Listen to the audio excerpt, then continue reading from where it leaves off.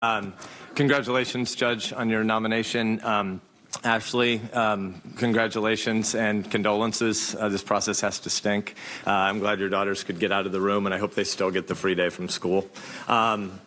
Let's do some good news, bad news. The bad news first. Judge, since your nomination in July, you've been accused of hating women, hating children, hating clean air, wanting dirty water. You've been declared a quote-unquote existential threat to our nation. Alumni of Yale Law School incensed that faculty members at your alma mater praised your selection, wrote a public letter to the school saying, quote, people will die if Brett Kavanaugh is confirmed. This drivel is patently absurd, and I worry that we're going to hear more of it over the next few days. But the good news is it is absurd, and the American people don't believe any of it. This stuff isn't about Brett Kavanaugh when screamers say this stuff for cable TV news. The people who know you better, not those who are trying to get on TV, they tell a completely different story about who Brett Kavanaugh is. You've earned high praise from the many lawyers, both right and left, who've appeared before you during your 12 years on the D.C. Circuit, and those who've had you as a professor at Yale Law and at Harvard Law. People in legal circles invariably applaud your mind, your work, your temperament, your collegiality. That's who Brett Kavanaugh is. And to quote Lisa Blatt, a Supreme Court attorney from the left who's known you for a decade, quote, sometimes a superstar is just a superstar, and that's the case with this judge. The Senate should confirm him, close quote.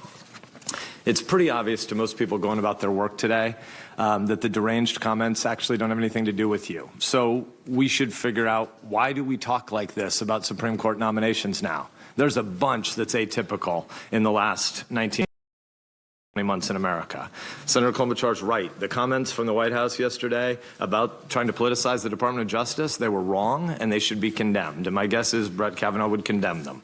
But really, the reason these hearings don't work is not because of Donald Trump. It's not because of anything the last 20 months. These confirmation hearings haven't worked for 31 years in America. People are going to pretend that Americans have no historical memory, and supposedly there haven't been screaming protesters saying women are going to die at every hearing for decades. But this has been happening since Robert Bork. This is a 31-year tradition. There's nothing really new the last 18 months. So the fact that the hysteria has nothing to do with you means that we should ask, what's the hysteria coming from? The hysteria around Supreme Court confirmation hearings is coming from the fact that we have a fundamental misunderstanding of the role of the Supreme Court in American life now. Our political commentary talks about the Supreme Court like there are people wearing red and blue jerseys. That's a really dangerous thing. And by the way, if they have red and blue jerseys, I would welcome my colleagues to introduce the legislation that ends lifetime tenure for the judiciary. Because if they're just politicians, then the people should have power and they shouldn't have lifetime appointments. So until you introduce that legislation, I don't believe you really want the Supreme Court to be a politicized body, though that's the way we constantly talk about it now. We can and we should do better than this. It's predictable that every confirmation hearing now is going to be overblown, politicized circus. And it's because we've accepted a new theory about how our three branches of government should work, and in particular how the judiciary should work.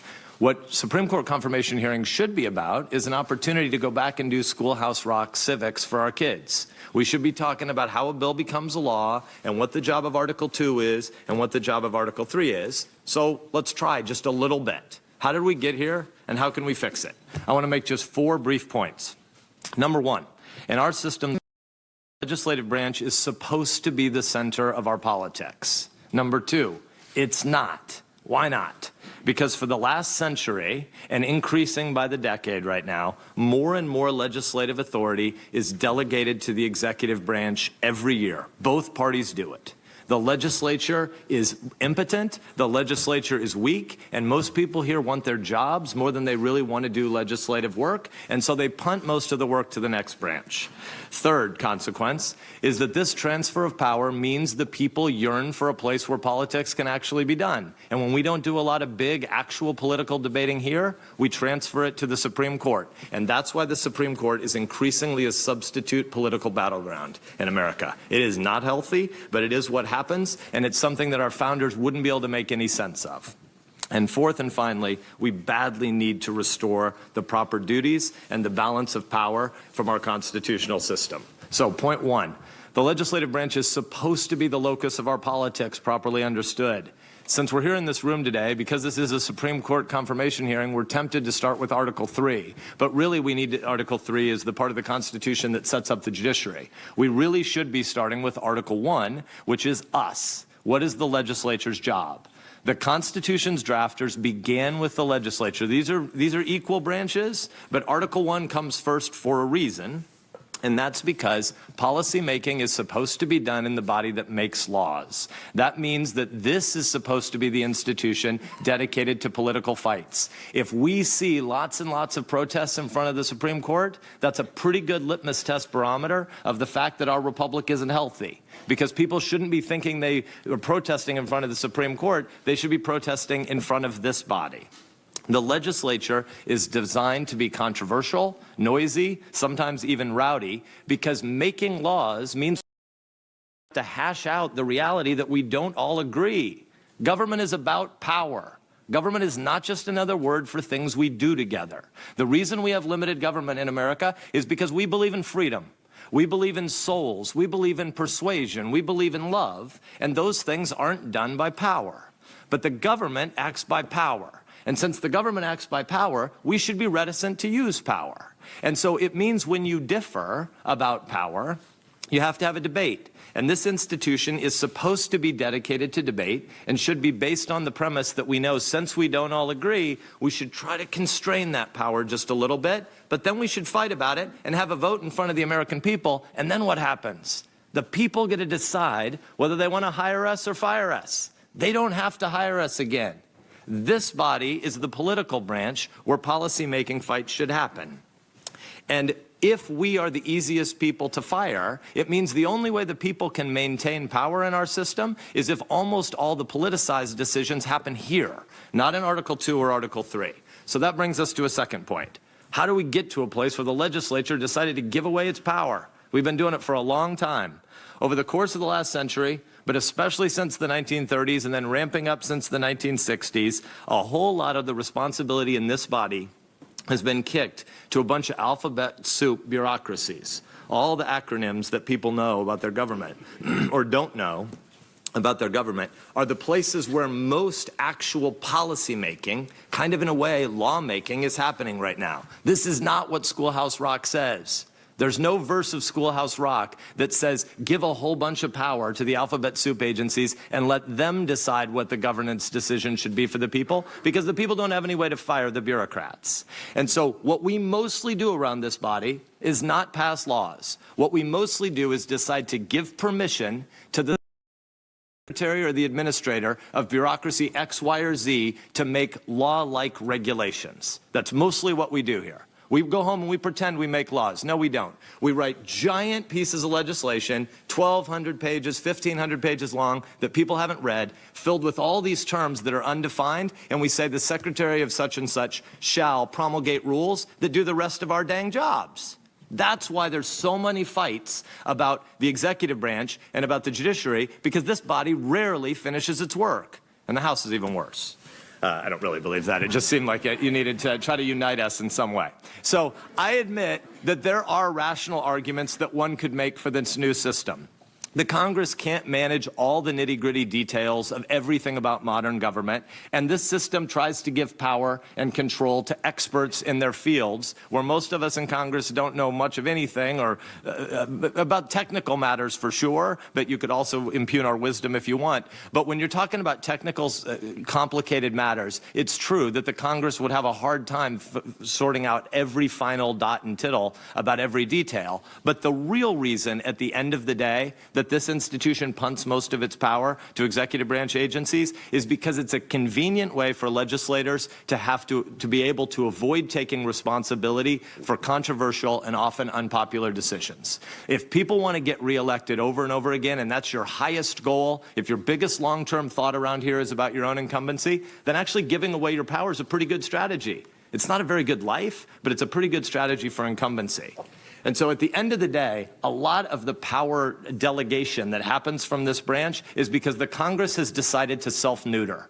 Well, guess what? The important thing isn't whether or not the Congress has lame jobs. The important thing is that when the Congress neuters itself and gives power to an unaccountable fourth branch of government, it means the Nebraska.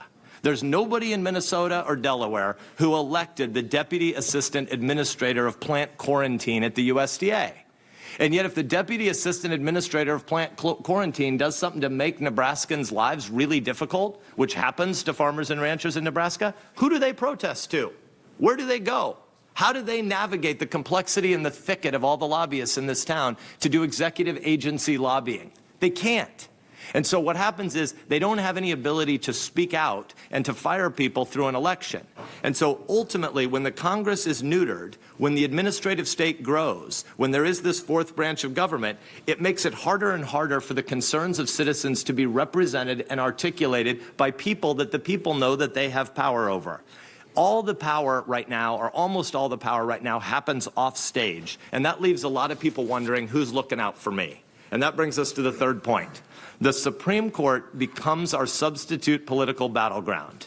It's only 9 people. You can know them, you can demonize them, you can try to make them messiahs, but ultimately, because people can't navigate their way through the bureaucracy, they turn to the Supreme Court looking for politics. And knowing that our elected officials no longer care enough to do the hard work of reasoning through the places where we differ and deciding to shroud our power at times, it means that we look for 9 justices to be super legislators. We look for 9 justices to try to right the wrongs from other places in the process. When people talk about wanting to have empathy from their justices, this is what they're talking about. They're talking about trying to make the justices do something that the Congress refuses to do as it constantly abdicates its responsibility. The hyperventilating that we see in this process and the way that today's hearing started with 90 minutes of theatrics that are pre-planned with certain members of the other side here, it shows us a system that is wildly out of whack. And thus, fourth and final point. The solution here is not to try to find judges who will be policymakers. The solution is not to try to turn the Supreme Court into an election battle for TV. The solution is to restore a proper constitutional order with a balance of powers. We need Schoolhouse Rock back. We need a Congress that writes laws and then stands before the people and suffers the consequences and gets to go back to our own Mount Vernon if that's what the electors decide. We need an executive branch that has a humble view of its job as enforcing the law, not trying to write laws in the Congress's absence. And we need a judiciary that tries to apply written laws to facts and cases that are actually before it.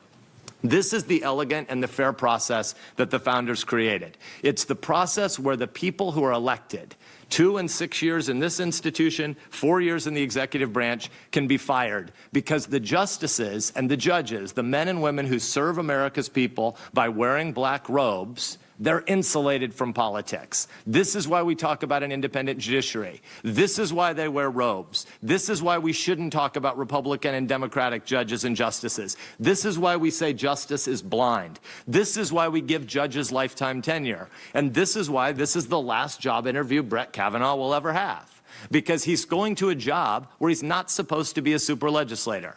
So the question before us today is not what does Brett Kavanaugh think 11 years ago on some policy matter. The question before us is whether or not he has the temperament and the character to take his policy views and his political preferences and put them in a box marked irrelevant and set it aside every morning when he puts on the black robe. The question is, does he have the character and temperament to do that? If you don't think he does, vote no. But if you think he does, stop the charades. Because at the end of the day, I think all of us know that Brett Kavanaugh understands his job isn't to rewrite laws as he wishes they were. He understands that he's not being interviewed to be a super legislator. He understands that his job isn't to seek popularity. His job is to be fair and dispassionate. It is not to exercise empathy. It is to follow written laws. Contrary to the onion-like smears that we hear outside, Judge Kavanaugh doesn't hate women and children. Judge Kavanaugh doesn't lust after dirty water and stinky air. No, looking at his record, it seems to me that what he actually dislikes are legislators that are too lazy and too risk-averse to do our actual jobs. It seems to me that if you read his 300-plus opinions, what his opinions reveal to me is a dissatisfaction. I think he would argue a constitutionally compelled dissatisfaction with power-hungry executive branch bureaucrats doing our job when we fail to do it. And in this view, I think he's aligned with the founders. For our Constitution places power not in the hands of this city's bureaucracy, which can't be fired, but our Constitution places the policy-making power in the 535 of our hands because the voters can hire and fire us. And if the voters are going to retain their power, they need a legislature that's responsive to politics, not a judiciary that's responsive to politics. It seems to me that Judge Kavanaugh is ready to do his job. The question for us is whether